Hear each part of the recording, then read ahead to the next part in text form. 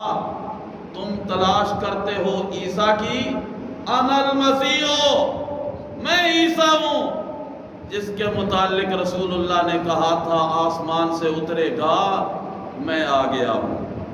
پھر کسی نے پوچھا رسول اللہ نے تو فرمایا تھا آسمان سے اترے گا، تو تو یہی قادیان سے آیا ہے۔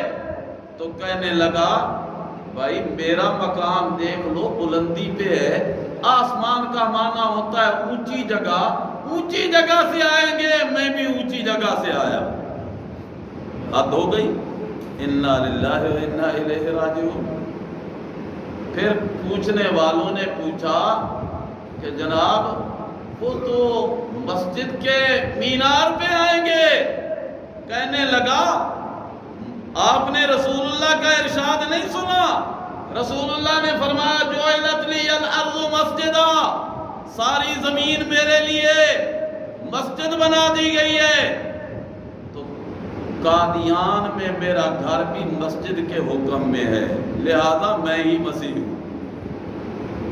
ڈاکہ ڈالا رسول اللہ کی ختم نبوت پہ، ڈاکہ ڈالا حضرت عیسیٰ علیہ السلام کی موعودیت پہ، ان کی مسیحیت پہ، ان کے تشریف لانے پہ، ان کی شخصیت پہ، ان کی ذات پہ۔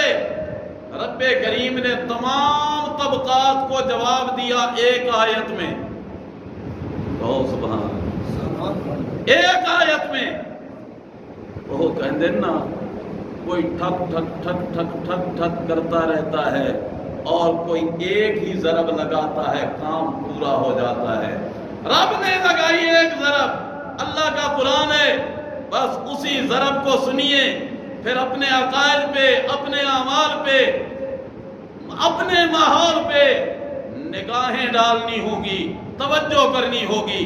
اب آئی وہ ضرب، رب کا قرآن کہتا ہے، چھٹا پارہ ہے، آخری رکوع ہے، اللہ فرماتے ہیں مل مسیح ابن مریم الا رسول، اے کائنات والو، حضرت مسیح جو مریم کا بیٹا ہے، باپ کا نام نہیں لیا، اس لیے کہ حضرت عیسیٰ کا باپ دنیا میں ہے کوئی نہیں۔ جب رب کریم نے مریم کو بیٹا دینے کا ارادہ کیا، رب کریم فرماتے ہیں اذ انتبذت من اہلہا مکانا شرقیا فاتخذت من دونہم حجابا فارسلنا الیہا روحنا فتمثل لہا بشرا سویا۔ جب میرے رب نے حضرت مریم کو بیٹا دینے کا ارادہ کیا، حضرت مریم مکان کے شرقی جانب غسل کے ارادے سے جا رہی ہیں، اتخذت من دونہم حجابا، سامنے پردہ لٹکا دیا، اس لیے کہ مرد ہو یا عورت ہو جب نہانے لگے تو غسل کا پہلا ادب یہ ہے کہ دوسرے لوگوں کی نگاہوں سے اپنے آپ کو اوجھل کر دیا جائے یا سامنے کر دیا جائے۔ اتخذت من دونہم حجابا، حجاب لگا دیا، پردہ لگا لیا، اور اسی پردے کے لگانے میں ارادہ یہ بن گیا، فیصلہ یہ کر لیا کہ جب پردہ سامنے آئے گا تو کسی کی نگاہ مجھ پہ نہیں پڑے گی، کوئی میری طرف آ نہیں سکے گا، لیکن عرش والا کہتا ہے ارسلنا الیہا روحنا، یہ جو کپڑے کے پردے ہوا کرتے ہیں یہ تو انسان کی انسانوں سے، انسان کی انسانوں کی نگاہوں سے بچنے کے لیے ہوا کرتے ہیں۔ میں رب سے تو کائنات کی کوئی چیز مخفی اور پردے میں نہیں ہے۔ اللہ ارسلنا الیہا روحنا، ہم نے اپنا پیغام بھیج دیا، پیغام دینے والا بھیج دیا، اور آیا تو عجیب انداز ہے۔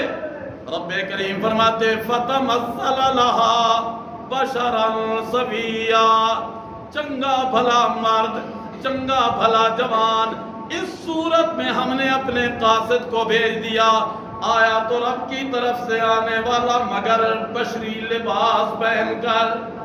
کیا اونچا کہو, بشری لباس, انسانی لباس پہن کے آیا. انسانی لباس مل جائے, حقیقت نہیں بدلا کرتی, ماہیت نہیں بدلا کرتی. ہاں جب میرے محبوب پیغمبر کو الزام لگانے والوں نے الزام لگایا, مال حاضر رسول, یہ کیسا رسول ہے, یاکل الطعام ویمشی فی الاسواق, یہ کھانے بھی کھاتا ہے, بازاروں میں بھی چلتا رہتا ہے, لوگوں سے مجلسیں بھی کرتا رہتا ہے. رسول کون ہونا چاہیے؟ رسول تو کوئی اللہ کا فرشتہ ہونا چاہیے. رب کریم نے جواب میں کہا, اے میرے محبوب پیغمبر, آپ سے پہلے جتنے رسول ہم نے بھیجے انسانوں میں بھیجے, انسان بنا کے بھیجے, تھے بھی انسان, لباس بھی انسانوں والا, حقیقت بھی انسانوں والی, اور انسانوں کے اندر یہ چیز اور فطرت میں یہ جبلت میں موجود ہے کہ وہ کھانے کا بھی محتاج ہوتا ہے, پینے کا بھی محتاج ہوتا ہے, اور جن کی حقیقت نور ہوا کرتی ہے وہ کھانے پینے کے ضرورت مند نہیں ہوا کرتے. یہی وجہ ہے کہ جب حضرت ابراہیم بچڑا طلبون کے مہمانوں کے سامنے رکھتے ہیں تو نکرہم وَأَوْجَسَ مِنْهُمْ خِیفًا, ان آنے والے مہمانوں نے کھانا نہیں کھایا, اس کی طرف ہاتھ نہیں بڑھایا, دل ہی دل میں ڈر گئے حضرت ابراہیم علیہ السلام. آخر وہ بول کے کہنے لگے, مت ڈریے, ہمارے ظاہری لباس کو نہ دیکھیے, ہماری حقیقت پہ ذرا غور کیجئے کہ انا ارسلنا الی قوم لوط. اللہ کا قرآن ہے, اللہ سے دعا کیا کرو, اللہ قرآن کا فہم نصیب فرما دے, قرآن کی محبت نصیب. آج قصے کہانیوں کا زمانہ آ گیا, چنگا وہی واعظ کا واز لگتا ہے جو قصے بنائے, کہانیاں سنائے. ہمارے بزرگ وہ تھے جو دیواریں بھگایا کرتے تھے, سننے والے کہتے سبحان اللہ, بڑی کرامت ہے بزرگوں کی. بس اوپر آتے اور چابک ہاتھ میں لیتے, دیوار دوڑنے لگ جاتی. میرے نانا مرحوم کہا کرتے تھے, میں نے بھی ایک دفعہ ایک واعظ کا واز سنا, وہ کہہ رہا تھا اپنے واز میں, تو میں اٹھا, میں نے کہا ہاں وہ کوئی مستری ہو سی معمار ہوئے گا, جو پتھر کے ساتھ پتھر دوڑتا جا رہا ہوگا, اینٹ کے ساتھ اینٹ لگاتا جا رہا ہوگا, دیوار دوڑتی جا رہی ہوگی, وہ ولی نہیں, وہ مستری ہوگا. عقل کے ہوش اڑ گئے, نہیں کیا غور اور تدبر رب کے قرآن پہ. اللہ فرماتے فَتَمَثَّلَ لَهَا بَشَرًا سَوِيًّا, چنگا بھلا مرد کی صورت میں سامنے آ گیا. جو ہی حضرت مریم کی نگاہ پڑی, کہنے لگی انی اعوذ بالرحمن منک ان کنت تقیا. او آنے والے, تیری شکل و صورت تو بڑی شریفانہ ہے, بڑا شریف نظر آتا ہے, کیوں کر آ گیا, میں ایک غیر محرم عورت ہوں, میرے سامنے کیوں کر تو اس پردے میں آ گیا ہے. انی اعوذ بالرحمن, پناہ کس سے مانگتی ہوں, بولو. اور رب کا نام ذاتی نہیں لیا, انی اعوذ باللہ نہیں کہا, انی اعوذ بالرحمن. پتہ چلتا ہے رب کی رحمت ہو تو پناہ ملتی ہے, رحمت کا دروازہ بند ہو جائے تو پناہ بھی کسی کو نہیں ملتی. ان کنت تقیا, اگر تیرے دل میں تقوی ہے, خوف خدا ہے, تو میں رب کی پناہ لیتی ہوں, رحمان کی اوٹ لیتی ہوں, ہٹ جا میری نظروں سے. وہ آگے سے کہنے لگا, تو نے مجھے انسان سمجھا, لباس میرا انسانوں والا ضرور ہے, تمثل میرا انسانوں والا ضرور ہے, مگر انسان نہیں. انما انا رسول ربک, میں تو تیرے رب کا قاصد ہوں, تیرے رب کا پیغام لے کے آیا ہوں.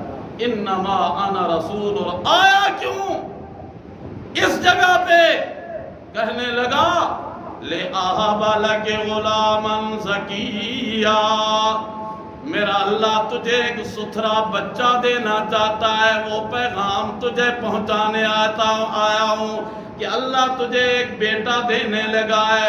کہنے لگی ہائے میں مر گئی، میری تو شادی بھی نہیں، مجھے تو کسی نے چھوا تک بھی نہیں، کیسے بیٹا ہوگا؟ اللہ کے قاصد نے جواب میں کہا قال کذالک قال ربک هو علی ہین ولنجعلہ آیۃ للناس۔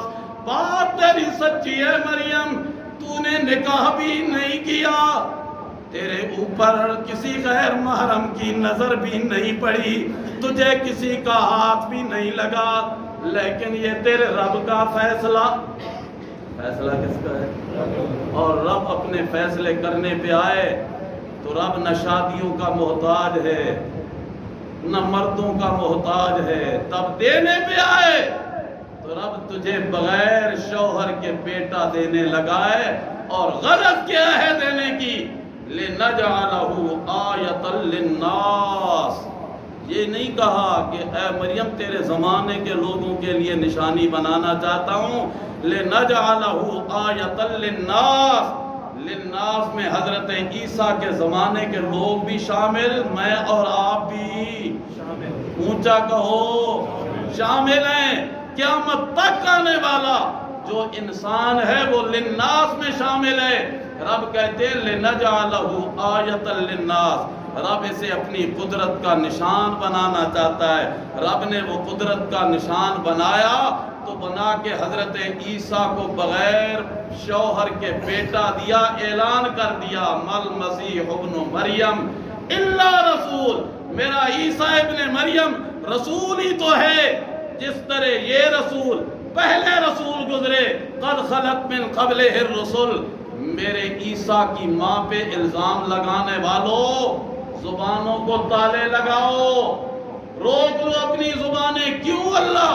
رب کہتے ہیں امہ صدیقہ، حضرت مریم کی ماں، حضرت عیسیٰ کی ماں مریم سچی، حضرت عیسیٰ کی ماں مریم، کوئی زبان چپ نہ رہے، حضرت عیسیٰ کی ماں مریم سچی۔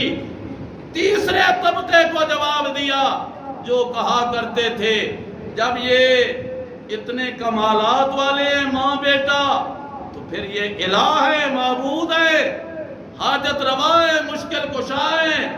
رب نے اس کا جواب ایک بول میں دیا، فرمایا کانا، تھے وہ دونوں ماں بیٹا، کیا؟ یاکلان الطعام، وہ دونوں کھانا کھایا کرتے تھے، اور جو کھانا کھاتا ہے وہ محتاج ہوتا ہے، حاجت روا۔